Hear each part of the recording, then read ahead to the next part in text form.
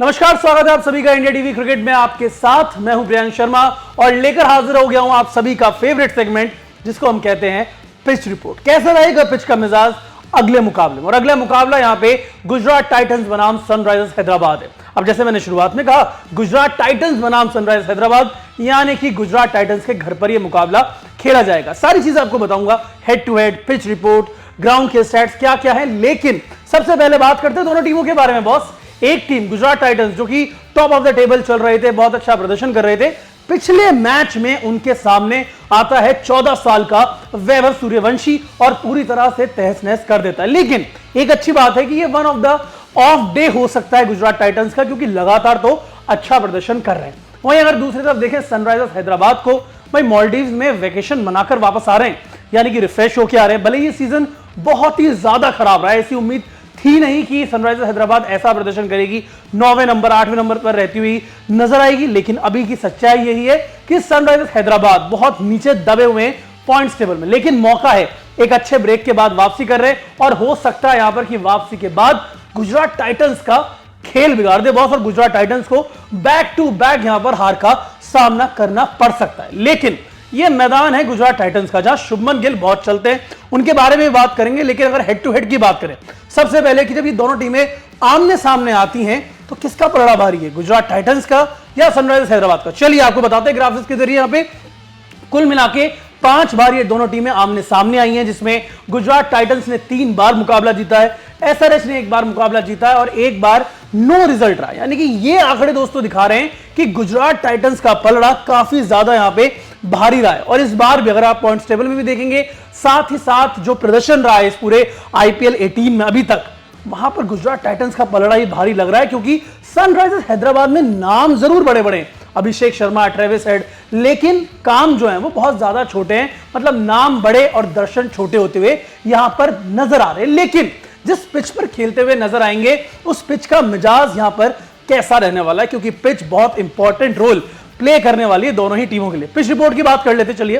Pitch report की अगर बात करें यहां पे, तो पिच पर एक अच्छा बाउंस होने की वजह से बल्लेबाजों को मिलता है फायदा, यानी कि जो मदद मिलती है ना, उससे बहुत ज्यादा यहां पर फायदा उठा सकते हैं बल्लेबाज दोनों ही टीम के। एक तरफ शुभमन गिल, साई सुदर्शन है, दूसरी तरफ ट्रेविस हेड और अभिषेक शर्मा। अगर ओपनर्स की बात करें, यहां पे एक चीज है, अगर आप शुभमन गिल और साई सुदर्शन को देखते हैं, kind of a same template है। वो चौका मारा सिंगल लिया, चौका मारा सिंगल लिया, काइंड ऑफ अ ओडीआई वाली अप्रोच है। हाँ, एक्सलरेट कर सकते हैं दोनों ही खिलाड़ी।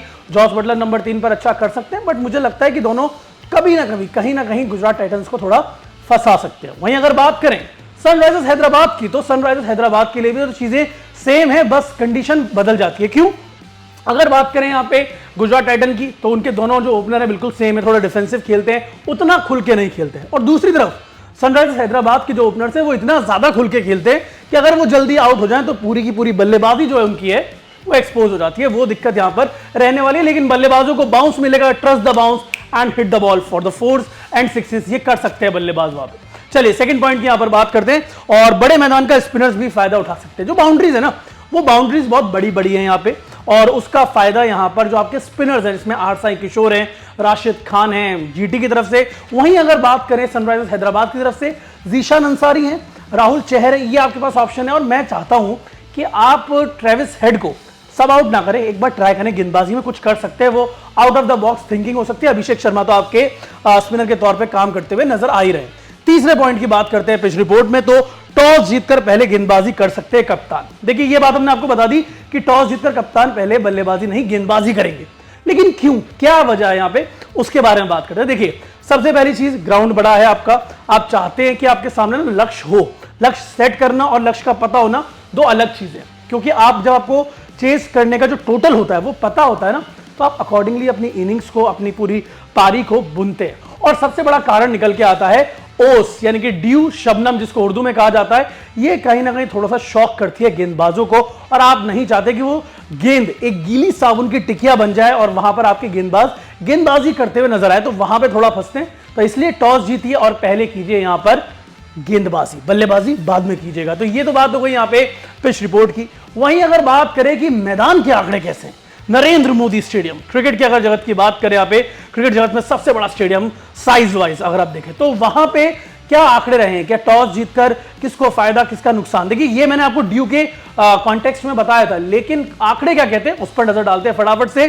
टोटल मैचेस अगर देखें 39 मुकाबले खेले गए। पहले बल्लेबाजी करने वाली टीम 18 बार मुकाबले यहां पर जीती है। दूसरी बल्लेबाजी करने वाली टीम यहां पर 21 मुकाबले जीती है।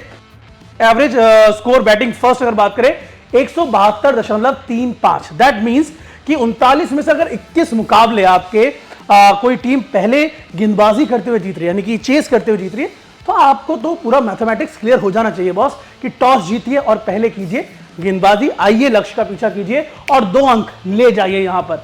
लेकिन वो 2 अंक लेके कौन जाएगा, वो खिलाड़ी कौन होंगे, क्या हो सकती है दोनों टीमों की प्रोबेबल 11। चलिए अब उस पर नजर डालते हैं यहां पर। और सबसे पहले बात करते हैं गुजरात टाइटंस के बारे में। होम टीम है, क्या हो सकती है प्रोबेबल प्लेइंग 11, उसके बारे में बात कर लेते हैं फटाफट से।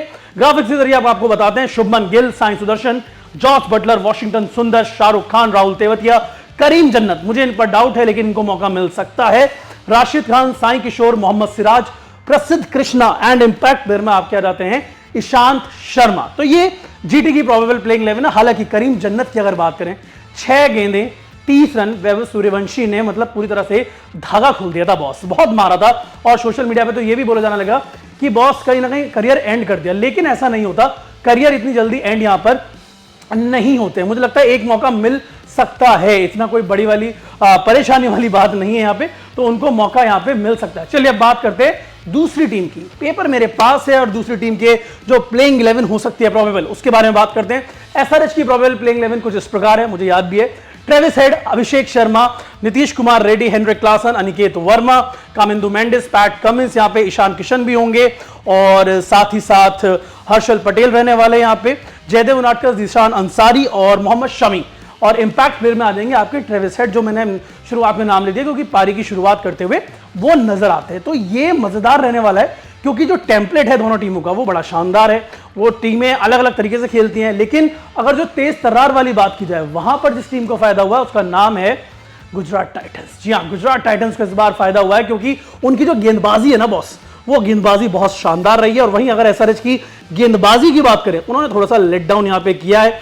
इंटरेस्टिंग मुकाबला हुआ क्योंकि इस हफ्ते अगर आप देखें सिर्फ पीबीकेएस और सीएसके का जो मुकाबला था उसको हटा दें, जो नीचे वाली टीम है ना वो अपसेट कर रही है यहाँ पे, वहां पे थोड़ी सी दिक्कतें हो रही हैं।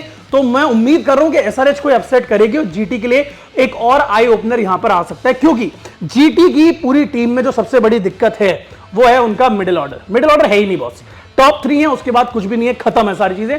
तो वहां पर थोड़ा सा फंसते हुए जीटी नजर आ सकती है। अब देखना दिलचस्प होगा कि किस तरह से उस मुश्किल से पार पाते हैं। आप लोगों को क्या लगता है कि इस मुकाबले में जीटी वर्सेस एसआरएच किसकी जीत होगी और किसको मिलेगी हार? आप अपनी राय हमें कमेंट सेक्शन में जरूर दीजिएगा।